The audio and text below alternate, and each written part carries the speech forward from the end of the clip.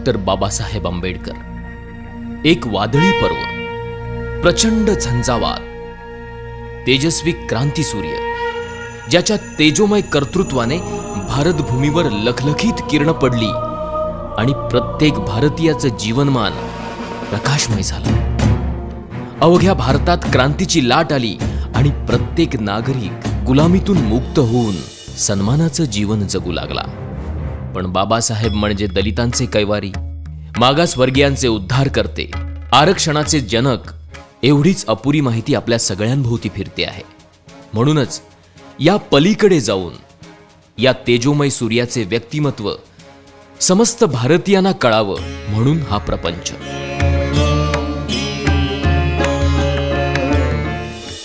एकविसाव्या शतकातील सगळ्यात विद्वान व्यक्तिमत्व म्हणून कोलंबिया विद्यापीठाने डॉक्टर बाबासाहेब आंबेडकरांना गौरविलं. पाश्चिमात्य देशात बाबासाहेबांना चॅम्पियन ऑफ ह्युमन राईट्स असं म्हणतात. अमेरिकेसारखा देश त्यांना फाउंडिंग फादर ऑफ इंडिया अशी पदवी बहाल करतो.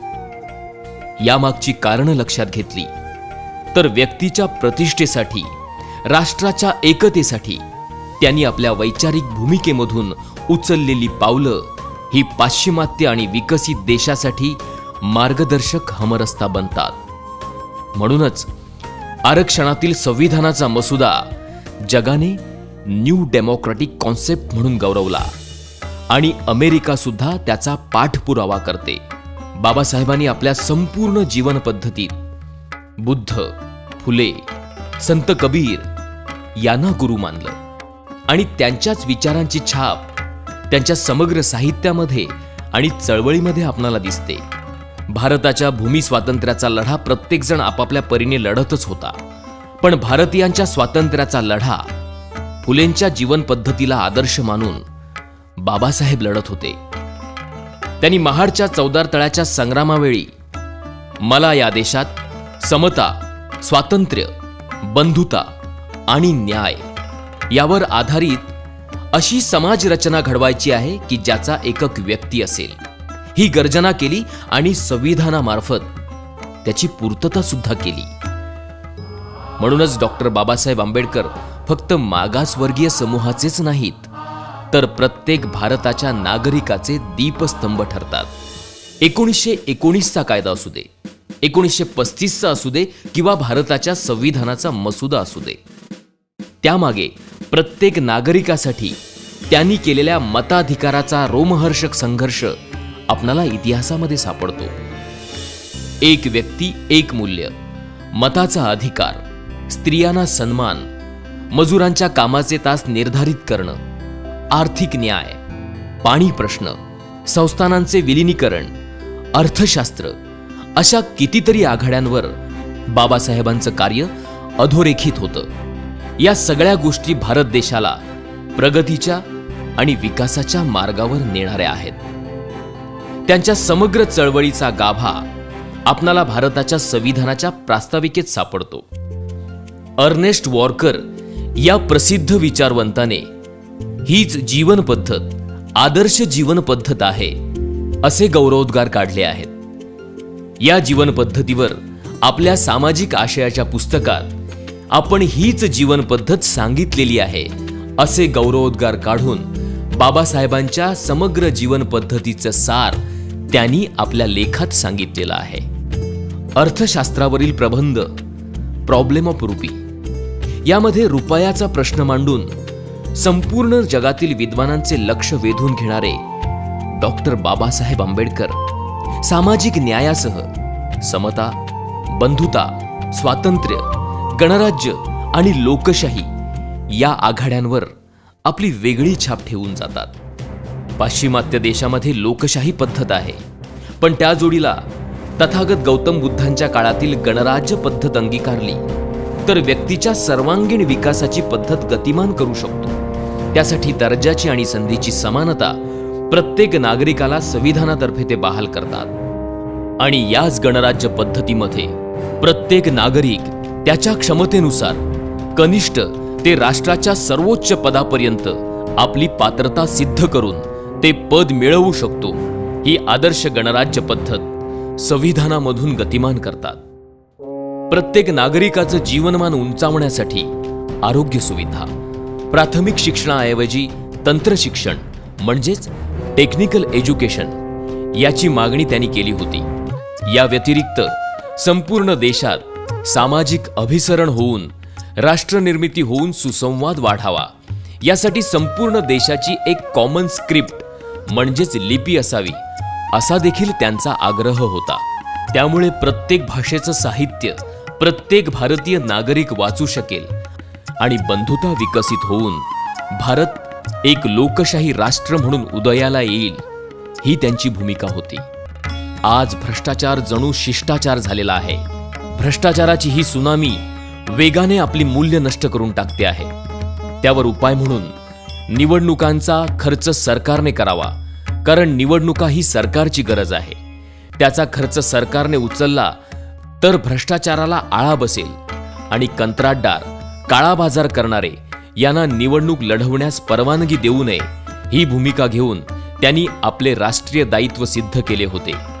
प्रांतिक, धार्मिक, सांस्कृतिक अस्मितेच्या पलीकडे जाऊन राष्ट्रनिष्ठेला ठेच पोहोचवणाऱ्या या गोष्टींपेक्षा मी प्रथम भारतीय आहे आणि अंततः भारतीयच राहीन, ही भूमिका सगळ्या भारतीय नागरिकांनी घ्यावी, तरच आपण ताकदवान राष्ट्र बनू शकतो, याची ग्वाही देऊन राष्ट्रप्रेमाचा जाज्वल्य दाखला त्यांनी दिला होता. या व्यतिरिक्त कामगारांना मिळणाऱ्या प्राथमिक सुविधा, रोजगार बदली, कामगार राज्य विमा, कामाचे तास निर्धारित करणं, कामगारांना हक्कासाठी न्यायासाठी संघटनेची मान्यता, महागाई भत्ता, पगारी सुट्ट्या, आरोग्य विमा, कायदेशीर संप अधिकार, भविष्य निर्वाह निधी म्हणजेच प्रॉव्हिडंट फंड, कामगार कल्याण निधी, भारतीय सांख्यिकी कायदा, शेतकरी धोरण, जमीन धोरण, मध्यवर्ती विद्युत तांत्रिक समिती, हिराकूड धरण, दामोदर खोरे प्रकल्प, नद्या जोडणी प्रकल्प, भाकरा नानगल धरण, भारतीय रिझर्व्ह बँक, राज्य विभागणी आयोग, याशिवाय महिलांसाठी मालमत्तेचा अधिकार, घटस्फोटाचा अधिकार, प्रसूती पगारी रजा, महिला कामगार संरक्षण कायदा, हिंदू कोड बिल, वडिलांच्या संपत्तीमध्ये मुलांसोबत मुलींना सुद्धा समान अधिकार, अशा वेगवेगळ्या स्तरांवर बाबासाहेबांचे कार्य मार्गदर्शक ठरते आणि काळाच्याही पुढील द्रष्टा नेता ही बिरुदावली त्यांना सन्मानित करणारी ठरते. राजेशाही संपली, सरंजामशाही लोकशाहीने उद्ध्वस्त केली, घराणेशाहीला आंबेडकरवादाने आणि लोकशाहीने सुरुंग लावला. आता लोकशाही समोर आवासून उभी आहे ती भांडवलशाही. यावर जगाला फक्त अर्थशास्त्रज्ञ बाबासाहेबांची भूमिका आणि नीतीच तारू शकते. त्यासाठी मिनिमम प्रॉफिट ऍक्ट हा कायदा लागू करा, ही भूमिका सरकारने घ्यावी, अशी सूचना बाबासाहेबांनी सरकारला दिली होती. भांडवलदारांना सरकारने आपल्या कक्षेत ठेवावे आणि मूलभूत सुविधा पुरवणाऱ्या उद्योगधंद्यांचे खाजगीकरण करू देऊ नये. भांडवलदारांचा नफा कायदा निर्धारित करण्यात यावा, ही भूमिका घेऊन बाबासाहेबांनी भारतासह जगातल्या प्रत्येक लोकशाही सरकारला प्रगतीचा मार्ग दाखवला होता. गरज आहे ती त्यांच्या आर्थिक न्यायाचा रस्ता पकडण्याची. आपणाला आर्थिक समानता माहिती आहे, विषमता माहिती आहे, पण व्यक्तीच्या क्षमतेनुसार त्याच्या राजकीय न्यायासोबत आर्थिक आणि सामाजिक न्याय हा महत्वाचा निर्देश संविधान सभेच्या भाषणाच्या प्रसंगी ते करतात. 26 जानेवारी 1950 We are enter in contradiction life. Politically we will have equality and socially and economically we will have not equality. We must remove this contradiction as early as possible. Either those who suffer from inequality will blow up the structure of political democracy which this assembly so laboriously built up. याचाच अर्थ 26 जानेवारी 1950 रोजी आपण एका विसंगतीपूर्ण जीवनामध्ये प्रवेश करणार आहोत. राजकारणामध्ये समानता असेल, पण सामाजिक आणि आर्थिक जीवनामध्ये विषमता असेल. हा भेद शक्य तितक्या लवकरात लवकर आपणाला मिटवावा लागेल, नाहीतर असमानतेचे बळी ठरणारे लोक हा राजकीय लोकशाहीचा डोलारा उद्ध्वस्त केल्याशिवाय राहणार नाहीत. ही त्यांची पूर्वसूचना तंतोतंत खरी वाटते की काय, अशी परिस्थिती आज निर्माण होताना दिसत आहे. 14 ऑक्टोबर 1956 रोजी ते याच मातीत रुजलेल्या, वाढलेल्या, जगाला आदर्श ठरलेल्या बुद्ध धम्माची दीक्षा घेतात आणि आपणाला विश्वबंधुत्वाशी जोडतात. बुद्ध धम्माने तुमचं, देशाचं आणि जगाचं कल्याण होणार आहे ही जबाबदारी ते आपणाला सांगतात आणि आपण केलेली ध्येय योजना पूर्णत्वाला नेतात. मैत्रीच्या, बंधुतेच्या निर्मळ प्रवाहात आपणाला बाबासाहेबांनी आणून ठेवलं आहे. केवळ जात, धर्म, वर्ग, मागासवर्गीय या पलीकडे जाऊन आदर्श मूल्यांची रुजवात करून जगाला आदर्श ठरेल असा आंबेडकरवाद बाबासाहेबांच्या अथक संघर्षातून निर्माण झालाय आणि त्याच विचारांच्या पालखीचे भोई आहोत आपण. आयुष्याच्या संध्याकाळी बुद्ध धम्म, संविधान आणि गणराज्य म्हणजेच रिपब्लिक ही 3 रत्न आपल्या हाती देऊन आपणासमोर लोकशाही राष्ट्र उभारणीचं दायित्व ते ठेवतात.